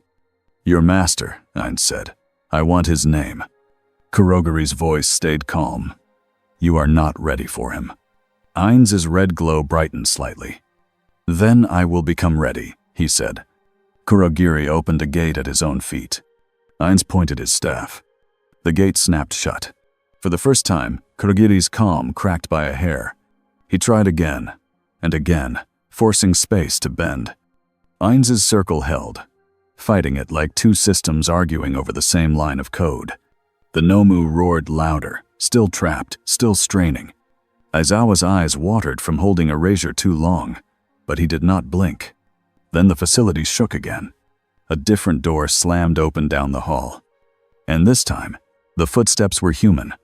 A small man in a lab coat stumbled into view, eyes wide behind thick glasses. Dr. Garaki. He froze when he saw Aizawa and Hawks. Then he saw Ainz. His face changed into something like joy and fear mixed together. "You," Garaki breathed. "Magnificent." Hawks's feathers tightened like knives. "Doctor," Hawks said, voice sharp now. "You're under arrest." Garaki laughed once, thin and nervous. "Arrest? For progress?" Aizawa's scarf snapped toward him. But Kurogiri's mist surged in between, blocking.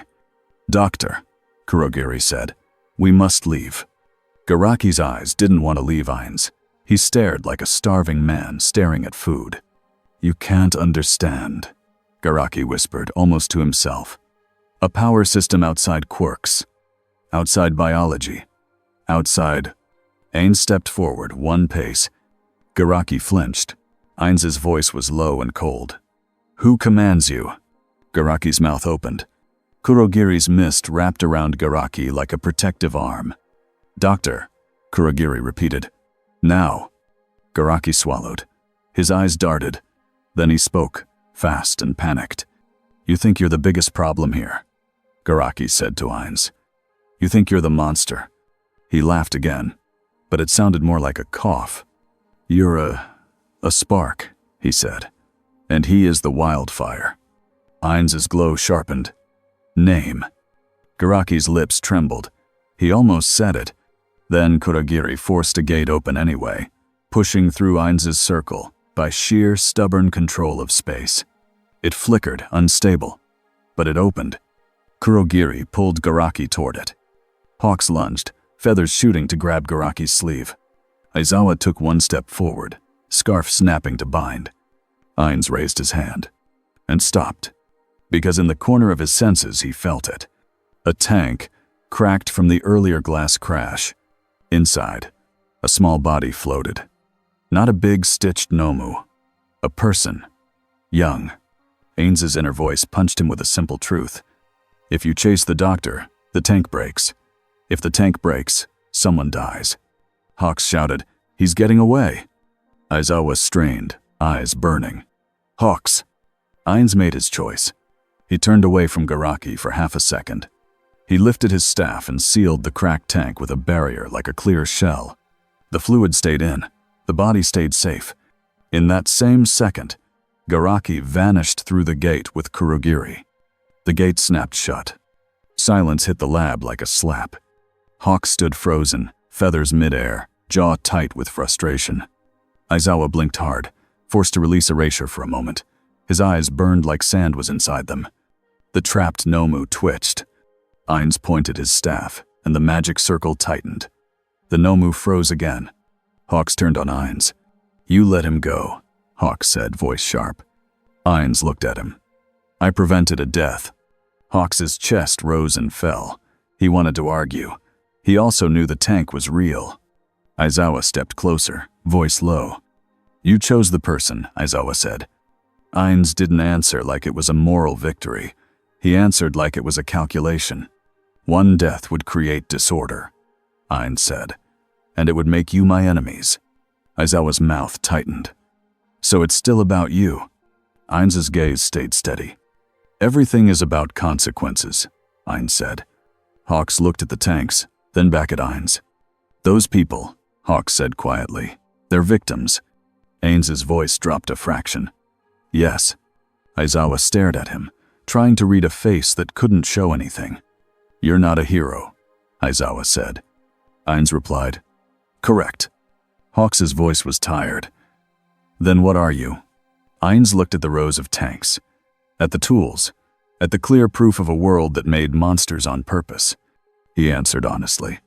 "I am a ruler," Ainz said, "and I will not allow my territory to rot." Hawks swallowed. The words were terrifying. They were also protective, in a way that didn't fit neatly into hero society. Ainz Ooal's voice turned colder again. "Your territory." Ainz looked at him. "This world has forced itself into my survival," Ainz said. "That makes it relevant."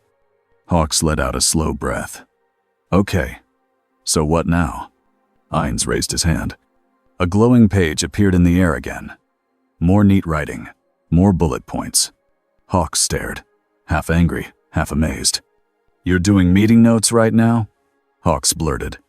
Ainz replied, "Yes." Hawks rubbed his face. "Unreal." Ainz's list was short. Facility produces artificial monsters. Doctor linked to League Warp user. Command hierarchy exists above Shigaraki. Government containment attempt confirms system threat. Next action, identify master node. Ainz Ooal's eyes narrowed at the words master node, even if he didn't know what that meant. He understood enough. "You're going to hunt whoever is behind this," Ainz Ooal said. Ainz answered, "Yes." Hawks's voice dropped. "And if that person is the worst villain in history?" Ainz's red glow brightened slightly.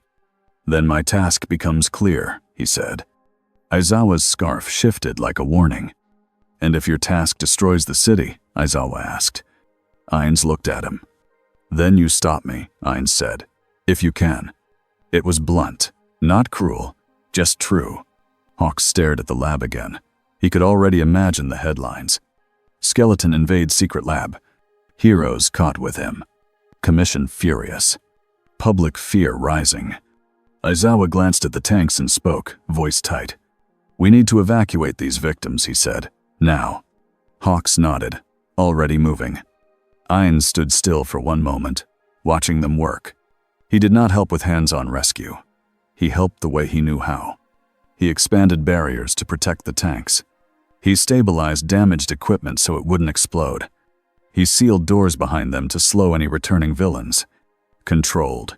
Clean. Efficient. But when they finally moved the first tank into a safer transport shell, Ainz's red lights lingered on the floating face inside. His inner voice whispered again, softer now. "You chose them." Ainz did not answer that voice. He simply turned away and looked out into the hall, because he could feel it now, stronger than before. Not Kurogiri, not Garaki, a larger shadow, sitting behind them both. And somewhere far away, in darkness, All for One watched the camera feed from the lab and smiled like a man watching a story go exactly where he wanted. He chose All for One, murmured. Garaki stood beside him, breathing hard, eyes wild with excitement. He could have taken me, Garaki said. He chose the tank. All for One's voice stayed smooth. Yes. Garaki swallowed. What does that mean? All for One's smile widened. It means he has rules, he said. Garaki's eyes glittered. Rules can be broken. All for One leaned back. Rules can be used, he corrected. He watched Ainz stand in the ruined lab, calm and still, like the chaos around him was just noise. A king? All for One said softly, almost pleased. A careful king. He tapped the armrest again, like a clock counting down. Now, he said, we will see what happens when a careful king meets a system built to force kings to kneel. Days passed after the lab incident, but the city did not calm down. It changed. Some people stopped going out at night. Some people bought extra locks. Some people wore hero merch like it was armor. On the news, they kept using the same words. Unknown. Unregistered. Uncontrollable. At you. A. Nezu gave the situation a name so the adults could talk about it without panic. They called it the anomaly problem. At the commission, they called it something colder. They called it Ainz Protocol, even though they pretended they didn't know his name. Because the truth was, everyone had learned one big lesson. The traveler did not fit their world, and their world did not know how to hold something it could not measure. On a cloudy afternoon, Hawks landed on the roof of a quiet building and pulled a folded paper from his pocket. He didn't like how normal this had become. A shadow moved behind him, and the air felt heavier for a second. Ainz was there. No sound, no footsteps, just presence. Hawks lifted the paper. I brought what you asked for. Public stuff, news archives, emergency response maps, nothing classified. Ainz looked at the paper like it was both useful and insulting. This is incomplete, he said. Hawks sighed. Yeah. Welcome to my life. Ainz held out his hand. The paper floated over and settled into his grip without Hawks letting go, which made Hawks' eyebrow twitch. You are still angry, Ainz noted. Hawks stared. I'm always angry. I just do it quietly. Ainz's red glow stayed steady. Why continue this contact then? Hawks hesitated. He could have given a safe answer. He didn't. Because you saved people, Hawks said. And because if you stop caring about that part, this whole city is going to burn. Ainz did not answer right away. He turned his head toward the skyline. Sirens in the distance. A hero streaking past, bright and fast. A normal day fighting to be normal. I do not care the way you do, Ainz said. Hawks nodded once. Yeah, I figured. Ainz's voice stayed calm, but it landed harder than usual. I maintain order, he said. Order keeps people alive. Disorder kills people. This is simple. Hawks gave a small, tired laugh. You keep saying that like it makes everything easy. Ainz looked at him. It makes decisions clear. Hawks' eyes narrowed. Clear is not the same as right. Ainz tilted his head, as if filing the sentence into a folder. Then he lifted his staff and tapped it lightly against the rooftop. A small glowing page appeared in the air between them, neat writing forming in lines like a printed report. Hawks groaned. No, not the floating memo again. Ainz ignored that. On the page, Hawks saw 3 short points. The League's warp user extracts assets efficiently. Artificial monster production is confirmed. A master organizer exists above the League. Hawks' smile faded. You're talking about All for One, Hawks said quietly. Ainz's red glow sharpened. Explain. Hawks swallowed. Even saying the name felt like touching a bruise. A villain, Hawks said. The kind that doesn't just rob banks. The kind that builds a world where villains win. Ainz watched him closely. And you fear him, Ainz said. Hawks didn't deny it. Everyone should. Ainz looked back at the skyline. Then I will locate him, Ainz said. Hawks stepped forward fast. No. Listen to me. You don't just go hunting him. That's how you get used. That's how you get baited. Ainz's voice stayed even. I have already been baited. Hawks's jaw tightened. And you were smart enough not to snap. Ainz's inner voice, the small human part that still existed, murmured a thought he did not want. He's trying to help you. Ainz didn't say that. Instead, he did what he always did. He made a deal. I will not act publicly without warning, Ainz said. In exchange, you will inform me of high-risk events as they occur. Hawks blinked. You want a notification system? Ainz replied, yes. Hawks stared at him, then huffed a laugh. You really are an office guy in a nightmare body.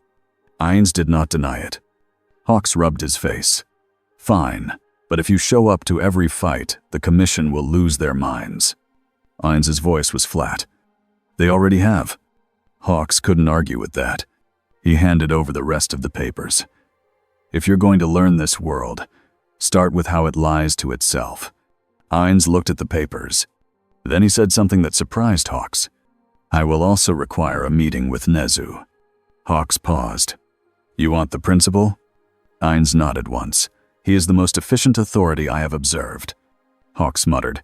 That is the weirdest compliment I've ever heard. Still, he didn't refuse. Because Hawks had started to understand something. Ainz was not trying to be loved. He was trying to make the ground stop shaking.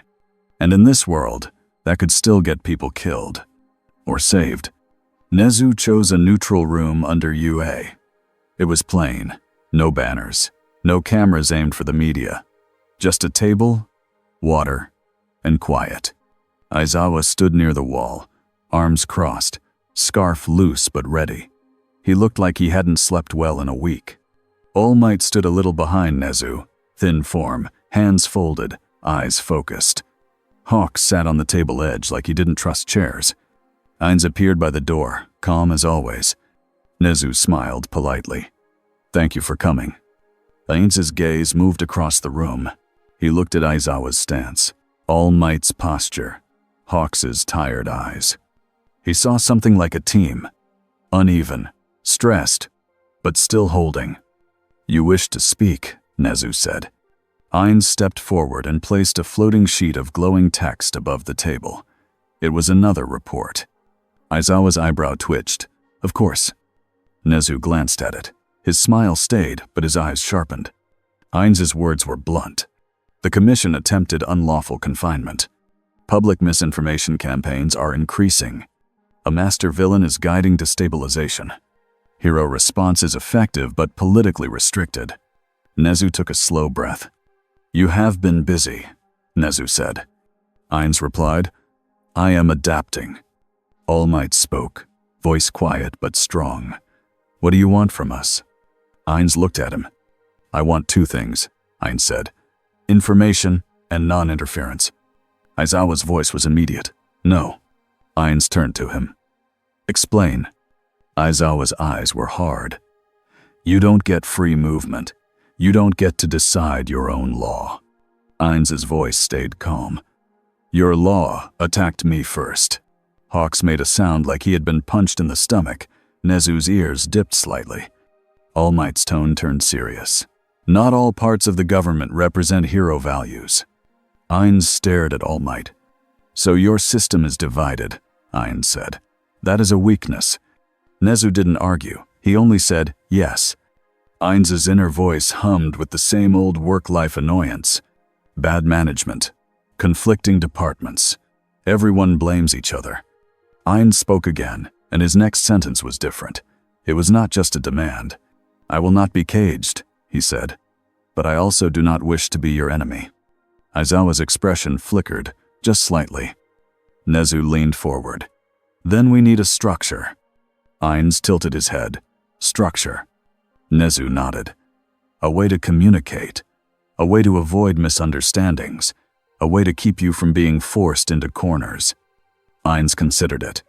You are describing a contract. Hawks muttered. He would love contracts. Ainz ignored that and looked at Nezu again. What do you offer? Ainz asked. Nezu's answer was careful. A channel, Nezu said. A dedicated line through Hawks. Emergency contact through me.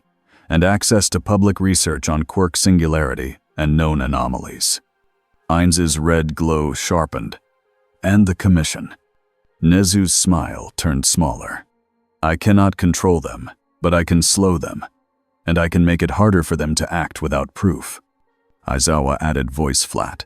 And I can be the first one to tell you when you're crossing a line. Ainz looked at Ainz Ooal.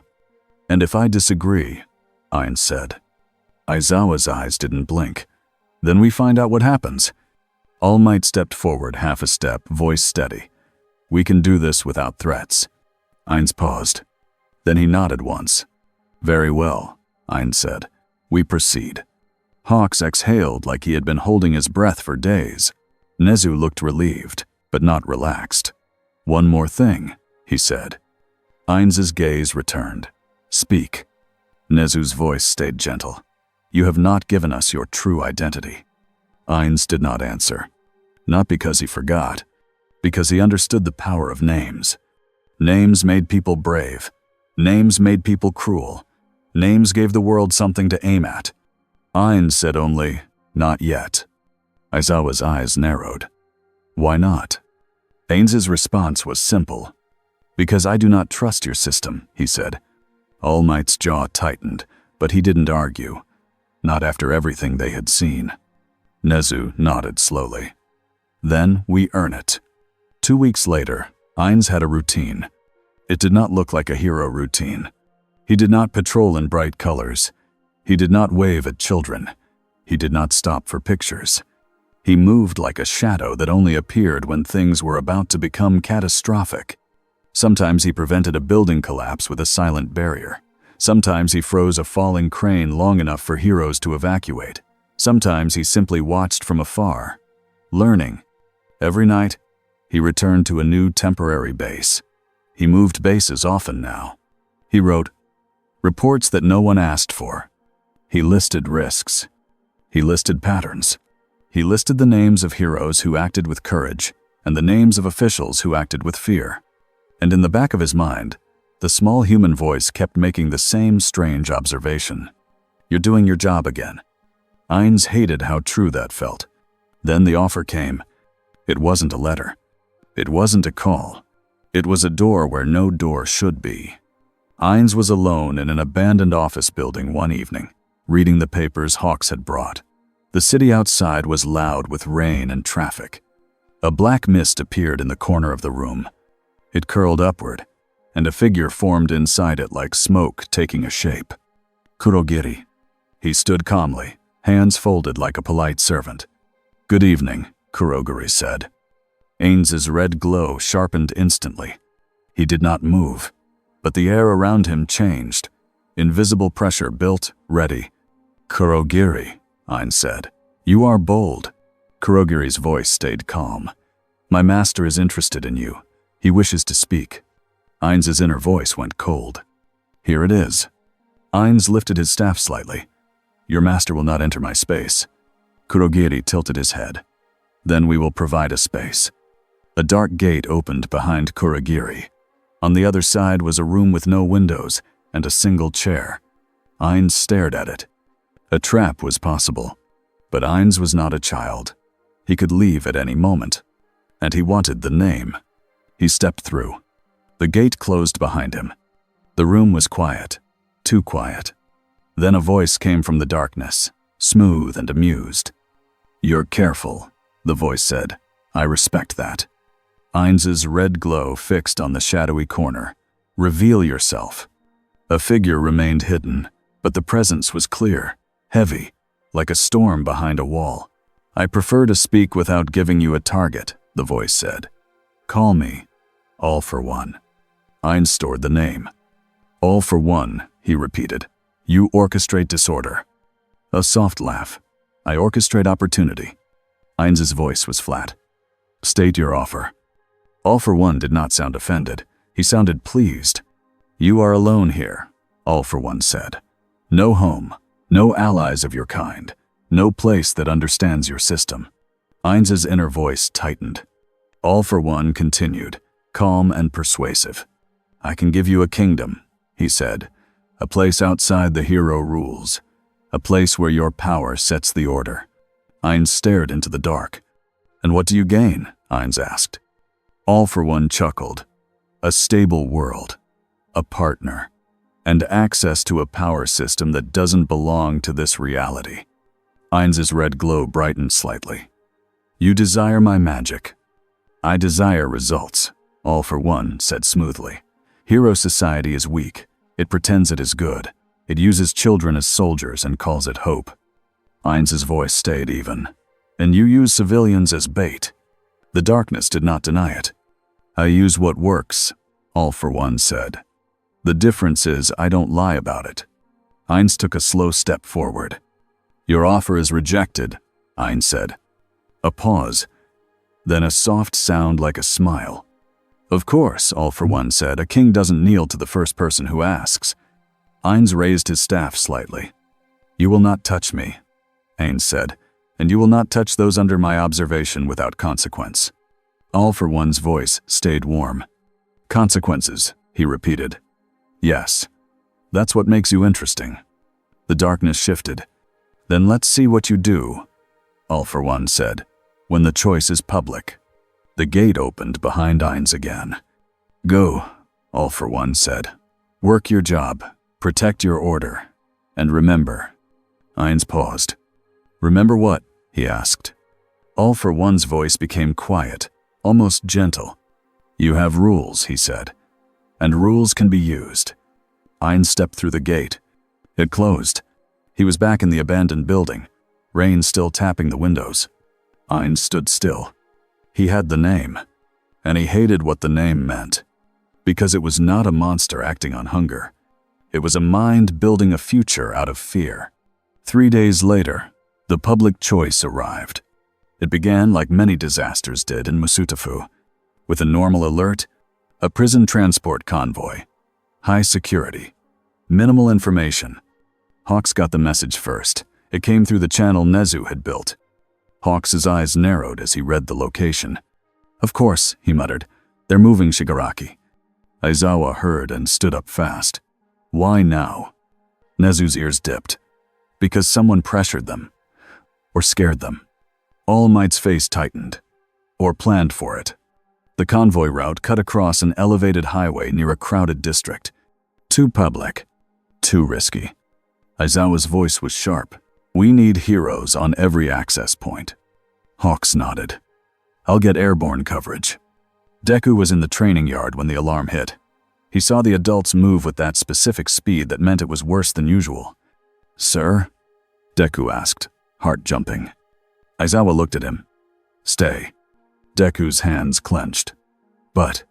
Ainz Ooal's eyes were hard. "Stay." Deku stayed.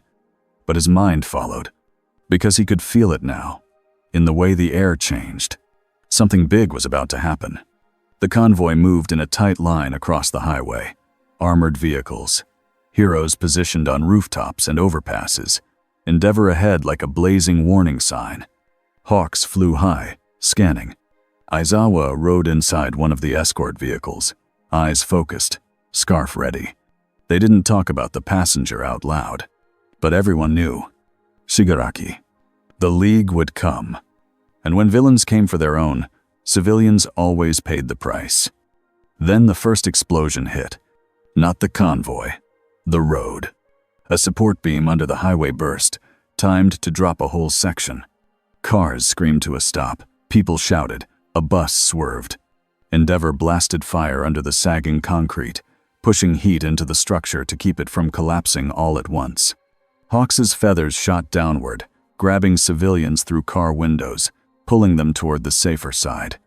Ainz Ooal's eyes snapped to the smoke. "Nomu," he said. They came out of the smoke like missiles. 3 of them, large and stitched, moving too fast for bodies that big. They weren't here to fight Endeavor. They were here to break the convoy open. A warp gate bloomed on the road ahead. Kurogiri's mist rolled out like a curtain. The convoy driver shouted. Tires screeched. Ainz Ooal's eyes locked on Kurogiri. Erasure activated. Kurogiri's mist wobbled but did not vanish. It strained like it was fighting to keep shape. Not fully a quirk, Ainz Ooal muttered. Or protected. Hawks heard it in his earpiece. This is coordinated, Hawks said. This is not Shigaraki's style. Endeavor roared, fire slamming into a Nomu and launching it back. A second Nomu leapt over the flames, aiming for the transport vehicle carrying Shigaraki. Ainz Ooal moved to intercept, and then the world changed. Sound dulled. Rain froze mid-fall. Fire stopped flickering. For a single breath, everything became still. Time stop. Ainz walked onto the highway like he had stepped out of a private elevator. He turned his skull slowly, taking in the frozen scene. Nomu midair. Hawks suspended with feathers spread. Endeavor's flame hanging like a painted wave. Civilians locked in fear. Ainz's inner voice spoke, tight and clear. This is the public test. He moved fast, but calm. He placed a wide barrier around the most crowded section of highway so falling debris could not crush anyone. He touched the cracked support beam with his staff and sealed it with layered force, like braces on broken bone. He placed binding circles under each Nomu, positioning them so they would land trapped. He looked at the transport vehicle. He could have opened it. He could have taken Shigaraki himself. He did not. Instead, he moved toward the warp gate's edge, where Kurogiri's mist was forming the escape route. He placed a circle there too, one designed to resist space bending. Then he stepped back. Time resumed. Rain fell again. Fire moved. People screamed as they realized the world had jumped. The Nomu landed and slammed into invisible restraints, roaring as the circles flared under their feet. Hawks jerked midair, eyes wide. Endeavor's flames surged, then steadied as he saw the barrier holding the highway section. Ainz Ooal's breath caught. He's here, Ainz Ooal said. Kurogiri's mist twisted toward the transport vehicle anyway, trying to open a gate under it. The gate flickered, then sputtered against Ainz's circle like a door hitting a lock it didn't expect. Kurogiri's calm voice tightened by a fraction. So you prepared, he said. Ainz stepped forward. I learn, Ainz said. Endeavor shouted, Traveler, keep civilians safe. Ainz did not answer. He was already doing it. A bus began sliding toward the broken edge of highway, tires skidding in rain. The driver screamed. People inside grabbed seats. Deku wasn't supposed to be here, but he had disobeyed anyway, sprinting through support routes like his legs had a mind of their own. He arrived just in time to see the bus sliding. His heart stopped. He launched forward, one for all, exploding through his legs. Ainz lifted one hand. The bus stopped. It hung in the air, inches from the edge, as if an invisible hand had grabbed its back. Deku landed hard, skidding, staring at the impossible sight. Then he saw Ainz turn his skull toward him. Not angry, not pleased, just aware. Deku's throat tightened. Thank you, he whispered, even though Ainz couldn't hear him over the chaos. Ainz Ooal's voice snapped through comms. Midoriya, get back. Deku flinched. He should have. He didn't. Because in the middle of all this fear, he saw something else. Ainz was doing the one thing heroes did, stopping people from dying. Even if he refused to call it hero work. Kurogiri tried another gate, this time not under the transport vehicle, but behind it, aiming to pull the rear doors open with space distortion. Ainz's circle resisted again. Ainz Ooal kept erasure on Kurogiri as long as he could, eyes burning. Hawks's feathers pinned fleeing villains who had emerged from smaller gates. Endeavor slammed fire into a Nomu, forcing it down, then shouted for evacuation routes. The battlefield became a moving puzzle, and then a new voice filled the air. It came from speakers hidden in one of the villain vans. Smooth, confident, too calm for a highway full of screaming people. All of this, the voice said, for one prisoner. Ainz Ooal's blood went cold. He knew that voice, even if he hadn't heard it in years. All Might's eyes widened. Even in thin form, his body went rigid. All for one, All Might whispered. The voice continued, like it was talking directly to Ainz. You see them, All for One said. Heroes, shouting orders, civilians used as shields by both sides. A system that will blame you no matter what. Ainz's red glow sharpened. He didn't look for the speaker. He listened. "All for one," Ainz said aloud. "You are present." A soft chuckle. In a way. The voice grew warmer, almost friendly. "Join me," All for One said. "End this fragile game. Build a world where you don't have to write reports to children in costumes." Hawks grit his teeth. He's talking to the skeleton. Aizawa's eyes burned, but he kept them open. "Keep moving. Don't let him control the pace." The voice continued. "Or refuse," All for One said. "And watch them fear you anyway." Ainz's inner voice snapped back. "He's trying to corner you." Ainz took one step forward, standing where everyone could see him. Rain ran off his robe. His cape did not flutter like a hero's. It hung heavy, like a curtain. His voice was calm, but it carried. "I refuse," Ainz said. The battlefield did not stop, but people heard it. Even civilians, even through panic. Because it was simple. All for One laughed softly. "Then choose," the voice said. At that moment, a final trick triggered. A villain with a detonator slammed a button. Charges hidden along the highway's support line began to flash. Not enough to destroy the whole city. Enough to drop the highway section with hundreds of people still trapped in cars. Endeavor's eyes widened. "Evacuate now." Hawks's feathers shot out, but there were too many people. Aizawa's voice cracked with urgency. "We can't clear it in time." Deku's body moved. He sprinted, grabbing door handles, pulling people out, shouting for them to run. All Might, thin but fearless, pushed civilians with his own hands, ignoring the pain in his lungs. Ainz watched the blinking charges. He could stop them. He could also end the villains who planted them. But killing in front of cameras would poison everything after. So he did what fit him best. He erased the problem without blood. Time stopped again. In the stillness, Ainz moved like a shadow with purpose. He found each charge by sight and sense. He plucked them off supports as if picking stickers from a wall. He placed them inside a tight barrier sphere. He carried the sphere to an empty stretch of road where no one stood. He layered barrier after barrier around it, like boxes inside boxes. Then he restarted time. The charges detonated. A loud boom. Bright light. A shockwave. But the blast stayed trapped inside Ainz's barriers like a storm inside glass.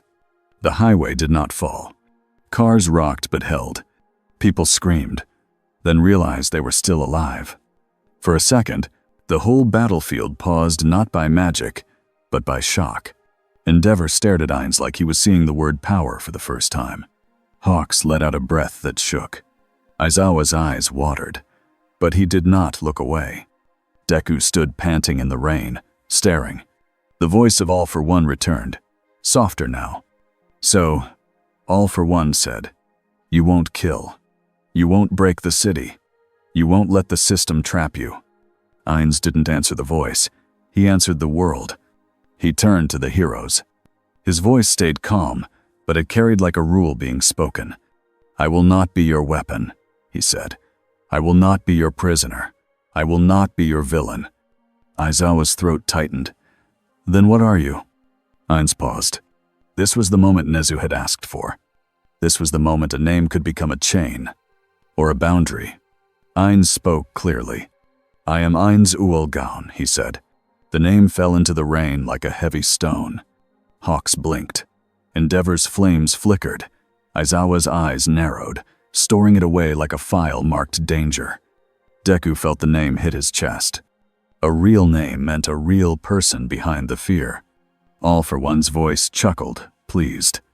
"A name," he said. "Good." Names spread fast. Ainz did not look afraid. "Let it spread," Ainz said. Then he raised his staff and turned toward Kurogiri. Kurogiri had been trying to open a gate under the transport vehicle again, using chaos as cover. Now his mist strained harder, desperate. Ainz stepped close and placed a circle under Kurogiri's base. The mist shuddered. Kurogiri's voice tightened. "You would imprison me." Ainz's voice was flat. "Yes." Kurogiri fought the circle, space twisting, but the lock held longer now. Ainz had learned. He had adapted. Hawks took the opening. His feathers snapped in, slicing the metal collar device that anchored Kurogiri's form. Kurogiri's mist scattered, disrupted. The gate flickered, then collapsed. The villains lost their escape door. Endeavor surged forward, blasting the remaining Nomu while other heroes moved in to secure the area. The convoy stabilized. Shigaraki stayed contained. The immediate disaster ended. But the larger war did not, because the cameras had caught everything. A skeleton king saving civilians. A voice in the air offering him a throne. Ainz refusing, and giving a name. That night, the commission demanded answers. Not from villains, from heroes. And from Ainz, even though they could not force him into any room. They held emergency meetings. They drafted speeches. They planned containment strategies that now had to include one impossible fact. He could stop time on a highway and keep an explosion in a box. Nezu watched the news in silence. Aizawa sat nearby, exhausted. Hawks leaned against a wall, wings drooping. All Might stood at the window, looking out at the city lights. "He saved them," All Might said quietly. Aizawa's voice was flat. "He also proved we can't stop him." Hawk said, "He also proved he doesn't want to be controlled." Nezu nodded. "Which means we can only influence him the way you influence any powerful person." Aizawa looked at him. "How?" Nezu's smile was small and serious. "By making trust easier than fear," Nezu said. Aizawa exhaled through his nose. "That's going to be a long project." Hawks muttered. "Put it on his memo list." Nezu actually smiled at that. Ainz stood on a quiet rooftop. Rain gone. Air cold and clean. Below, the city moved again. Cars, lights, people trying to return to routine. Ainz's orbs floated around him, watching. In his hand was another glowing page, another report no one had asked him to write. At the top it read, "Status update, host world adaptation." He wrote short lines. Public identity released. Ainz Ooal gown. Hero faction, divided but cooperative. Government faction, control-seeking, likely escalation. Master villain, all for one, psychological tactics confirmed. Personal directive, prevent extinction level collapse. He paused after the last line. His inner voice spoke, smaller now. "You're staying."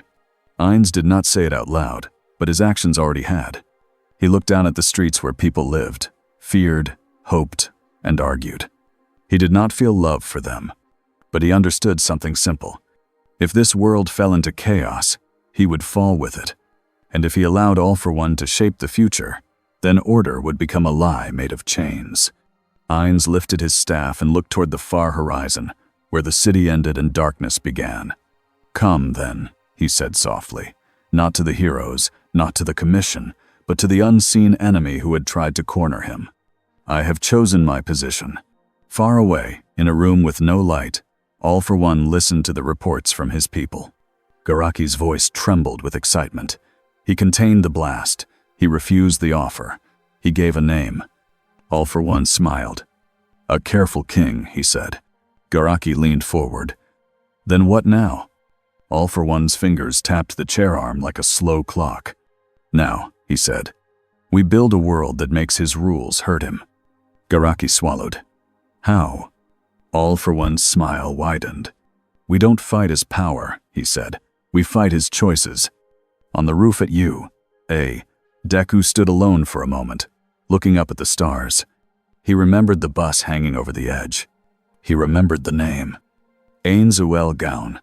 Deku didn't know if Ainz would ever be a hero. He didn't know if Ainz even wanted to be. But Deku knew one thing with clear certainty. When the world tried to turn fear into control, someone had stepped in and said no. And that meant the future was still open. Deku clenched his hands, feeling one for all hum under his skin. "Next time," he whispered, "I want to be strong enough to stand beside that kind of power and help guide it." He turned and walked back inside. Below, the city kept moving. And somewhere above it, unseen by most, a silent ruler watched the streets like they were a fragile map he refused to let tear. Not because he was kind, because he had chosen order as his duty. And in this world, Duty was what made legends.